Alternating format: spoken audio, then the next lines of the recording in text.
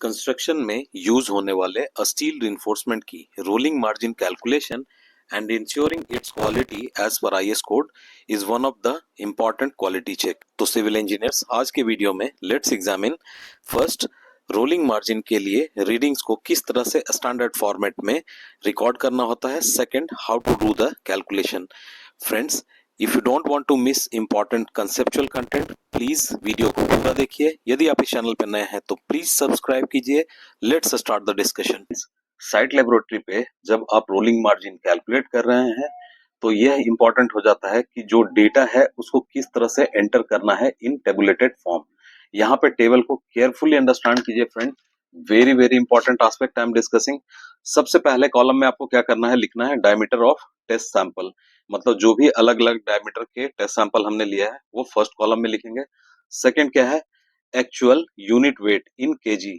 जो हमने weighing machine पे देखा कि जो अलग अलग टेस्ट सैंपल है उसका कितना वजन आ रहा है उसको हम इस वाले सेकंड टेबल में नोट डाउन करेंगे. थर्ड कॉलम को देखिए क्या लिखा है, a standard nominal unit weight.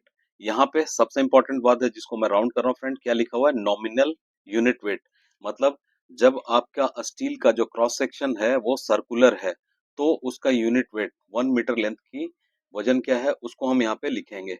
और ये कहाँ पे मिलता है आपको फ्रेंड, IS कोड 1786 में. कहाँ पे, टेबल 1 में, राइट. जैसे 8 mm के लिए कितना लिखा हुआ, 0.395 kg, और ये वैल्यू किस में लिखी हुई है, केजी में, राइट. फोर्थ कॉलम की बात करें फ्रेंड तो ये क्या लिखा हुआ है, रोलिंग मार्जिन, जिसको कि शॉर्ट फॉर्म में लिखा हुआ RM.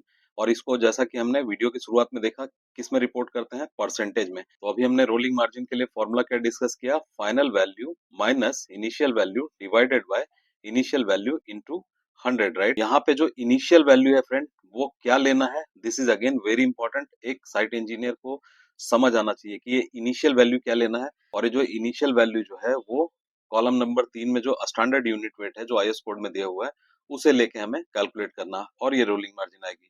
सैम्पलिंग जब आपसे डिस्कस कर रहा था स्टील रिइंफोर्समेंट की तो मैंने डिस्कस किया था कि कोई भी डायमीटर ऑफ स्टील आप लीजिए तो उसके लिए आपको कितना स्टील काटना है, 3+3. 3 जो मैं भेज रहा था कहाँ पे, थर्ड पार्टी लैब में, ठीक है. और जो 3 सैंपल थे वो हम क्या कर रहे थे, साइट लेबोरेटरी में लेके आ रहे थे जिससे हमें रोलिंग मार्जिन कैलकुलेट करनी है, राइट. तो मैंने यहाँ पे क्या लिखा फ्रेंड, 3 सैंपल.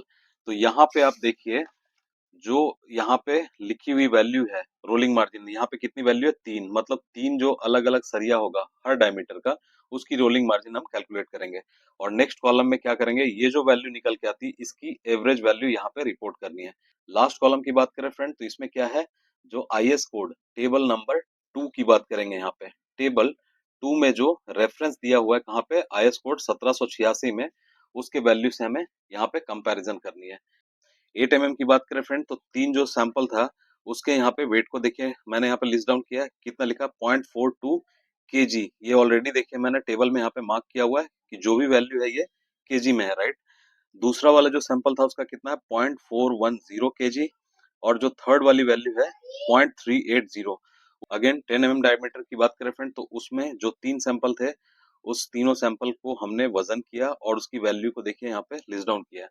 उसी तरह से 12 mm की बात करें friend, then 16 mm, then 20 mm की बात करें तो अगेन 3 जो सरिया है उसकी वजन को हमने यहाँ पे लिखा है फ्रेंड 25 mm.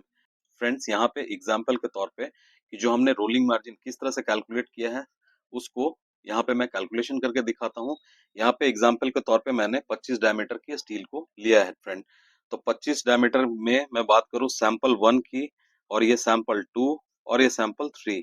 फ्रेंड्स यहाँ पे देखिए 25 डायमीटर की स्टील के लिए हम रोलिंग मार्जिन को कैलकुलेट कर रहे हैं.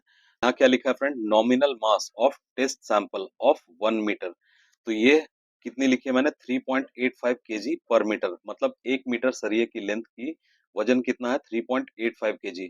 ये वैल्यू कौन सी हम लेंगे, ये वैल्यू मेरी हो जाएगी फ्रेंड इनिशियल वैल्यू, राइट. और ये कहाँ से आ रहा है फ्रेंड, ये आ रहा है टेबल नंबर 1 से.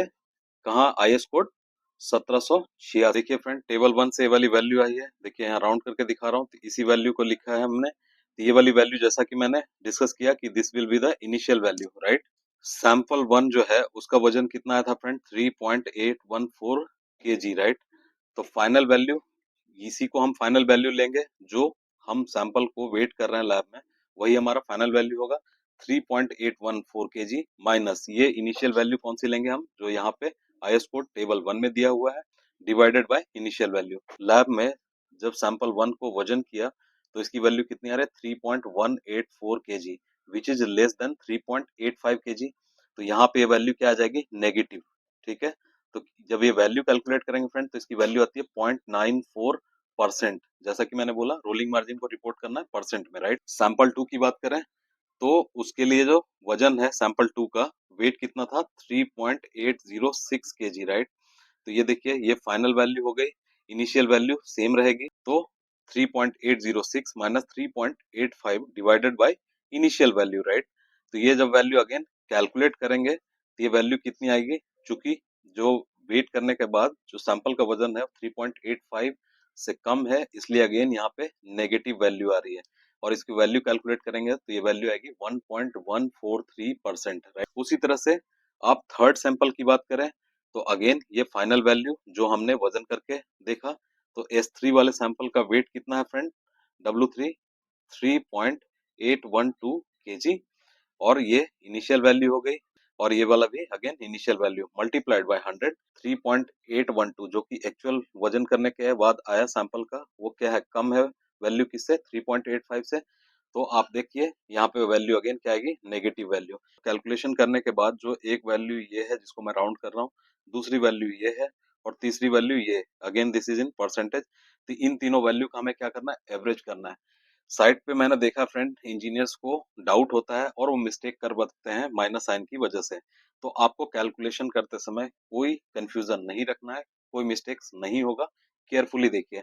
एवरेज कैसे करते हैं, सिंपली जो भी वैल्यू नेगेटिव में आ रही है उसको आप क्या करें, ब्रैकेट में डाल दीजिए। ये देखिए मैंने ब्रैकेट में पोस्ट कर दिया है, और एवरेज करने के लिए तीनों वैल्यू को मैंने चुपचाप से जोड़ दिया है, डिवाइडेड बाय 3। इसको जब आप जोड़ेंगे फ्रेंड और 3 से डिवाइड करेंगे तो ये वैल्यू आती है -1.024%, राइट। अब इस वाली वैल्यू को हमें कंपेयर करना है किससे, जो टेबल नंबर 2 में, जो कि आईएस कोड 1786 में दी हुई है, टेबल 2 में वैल्यू किसके लिए, 25 मिलीमीटर, उसके हम कंपेयर करेंगे। तो 25 मिलीमीटर के लिए इन्होंने जो रोलिंग मार्जिन का लिमिट दिया हुआ है, क्या दिया हुआ है, ±3%। कहने का मतलब -3% से लेके आपका कहाँ तक वैल्यू जा सकती है, +3% तक, राइट। इसका मतलब यही है, राइट। जो वैल्यू हमने कैलकुलेट किया है फ्रेंड वो कितना है, -1.024, विच इज अगेन देखा जाए तो ये -3% से ज्यादा है, और 3% से प्लस वाली वैल्यू से कम है, मतलब इस वाली रेंज में लाई करता है। तो इस कैलकुलेशन से हमें क्या मिलता है फ्रेंड, कि जो 25 मिलीमीटर की जो स्टील है उसकी रोलिंग मार्जिन जब हम साइट पे टेस्ट कर रहे हैं तो वो रोलिंग मार्जिन को कंफर्म कर रहा है as per Indian standard, right. इसी तरह से देखिए फ्रेंड 8 mm की डायमीटर की बात करें तो देखिए प्लस माइनस दोनों वैल्यू आ रही है यहाँ पे, कोई बात नहीं, अगेन सिंपल ब्रैकेट में लगा के एवरेज निकालना है। ये वैल्यू कितनी आ रही है, 2.45%। अब जो 8 डायमीटर की स्टील है उसके लिए लिमिट कितनी दी हुई है, ±7%। तो यहाँ पे देखिए ये वाली वैल्यू क्या है, इस लिमिट के अंदर आ रहा है, मतलब this is again okay, right. उसी तरह से 10 डायमीटर की जब आप कैलकुलेशन करेंगे रिजल्ट को, तो ये वाली वैल्यू जब एवरेज करते हैं तो +3.62% आ रहा है, और इसके लिए भी जो लिमिट दी हुई है टेबल 2 में वो क्या है, ±7%। तो again this value is in between this value, again this is okay. उसी तरह से आप जब 12 की स्टील की बात करें फ्रेंड तो ये जब एवरेज निकालेंगे रोलिंग मार्जिन तो अगेन कितनी आती है, +1.43%, और इसके लिए जो लिमिट दी हुई है टेबल 2 में ±5% है, राइट। तो ये अगेन ये वैल्यू किस में है, इसके बीचों बीच है। तो कहने का मतलब क्या हो गया फ्रेंड, कि again this sample is okay. 16 diameter of steel की बात करें तो यहाँ पे देखिए जो लिमिट है अगेन 5% वाली लिमिट है, और ये जो वैल्यू जब एवरेज करते हैं तो इसकी वैल्यू आती है -0.34%। तो अगेन -0.34% ये जो लिमिट है इसके अंदर लाई करती है, तो मतलब again this is a okay, right. 20 steel की बात करें फ्रेंड तो अगेन यहाँ पे रोलिंग मार्जिन को इंडिविजुअल सैंपल के लिए कैलकुलेट करेंगे और एवरेज करेंगे, तो ये वैल्यू कितनी आ रही है, प्लस में 0.621%, और 20 एंड एबव जो स्टील होती है उसके लिए रोलिंग मार्जिन की लिमिट कितनी होती है, इसको टेबल 2 में ±3%। तो ये देखिए ये जो वैल्यू है वो इसके अंदर आ रहा है, इस लिमिट के अंदर, मतलब again this is a okay. तो यहाँ पे जितनी भी डायमीटर की स्टील है जिसको हमने लैब में टेस्ट किया फ्रेंड, वो क्या कर रहा है, रोलिंग मार्जिन को कंफर्म कर रहा है। साइट लेबोरेटरी में जब आप टेस्ट करेंगे तो you have to report to the management कि रोलिंग मार्जिन में स्टील पास हो रहा है कि नहीं। तो आपको लास्ट में ये लाइन लिखनी है ऐसे, from the above test results we can conclude that the steel bar test samples confirm the rolling margin. इसका मतलब rolling margin is well within the permissible limit as defined in 1786/2018। और इसमें reference कहाँ है friend, table number 2 में, right. तो इस तरह से फ्रेंड आपको रोलिंग मार्जिन को साइड पे कैलकुलेट करनी होती है।